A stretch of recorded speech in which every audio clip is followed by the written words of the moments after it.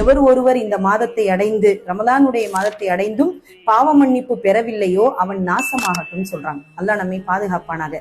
இந்த மாதம் என்பது அல்லாஹ் சுப்ஹானஹு வ தஆலா கொடுத்திருக்கக்கூடிய மிகப்பெரிய ஒரு வாய்ப்பாக அல்லாஹ் சுப்ஹானஹு வ தஆலா நமக்கு தந்திருக்கான். ஏன்னா போன வருடத்தில் நம்முடன் இருந்தவர்கள் இந்த வருடத்தில் நம்ம கூட இல்லை. அதே போல நாம் எல்லோருமே அடுத்த வருடம் உயிருடன் இருப்போம் என்பதும் நமக்கு உறுதி கிடையாது. அப்ப அல்லாஹ் சுப்ஹானஹு வ தஆலா கொடுத்திருக்கக்கூடிய இந்த ஒரு மாத காலம் சுப்ஹானல்லாஹ் ஒரு மிகப்பெரிய ஒரு வாய்ப்பாக நாம் எடுத்துக்கணும். ஏன்னா இந்த 11 மாதங்கள் நான் செய்த தவறை அல்லாஹ்வுடைய புறத்தில் அவனிடத்தில் மன்றாடி கேட்கக்கூடிய ஒரு நேரமாக இந்த நேரத்தை எடுத்துக்கொண்டு நம்முடைய பாவங்கள் அனைத்தும் மன்னிக்கப்படுவதற்கான ஒரு வாய்ப்பாக இந்த மாதத்தை நாம் இன்ஷா அல்லாஹ் எடுத்துக்கணும்.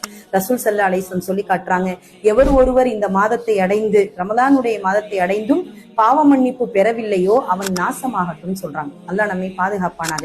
அப்ப இந்த மாதம் கிடைத்தும் ஒருவன் பாவ மன்னிப்பு பெறவில்லை என்று சொன்னால் அவனை விட நஷ்டவாளி வேற யாரும் இல்லைன்றாங்க. அப்ப அல்லாஹ் சுப்ஹானஹு வ தஆலா மிகப்பெரிய ஒரு வாய்ப்பாக இந்த ஒரு மாதத்தை நமக்கு கொடுத்திருக்கிறான் என்று சொன்னால் நம்முடைய பாவங்கள் அனைத்தும் மன்னிக்கப்படுவதற்கான ஒரு வாய்ப்பு என்பதை நினைவில் வைத்து அதிகம் அல்லாஹ்விடத்தில் பாவ மன்னிப்பு கேட்கக்கூடியவர்களாக நாம் அனைவரும் இருக்கணும்.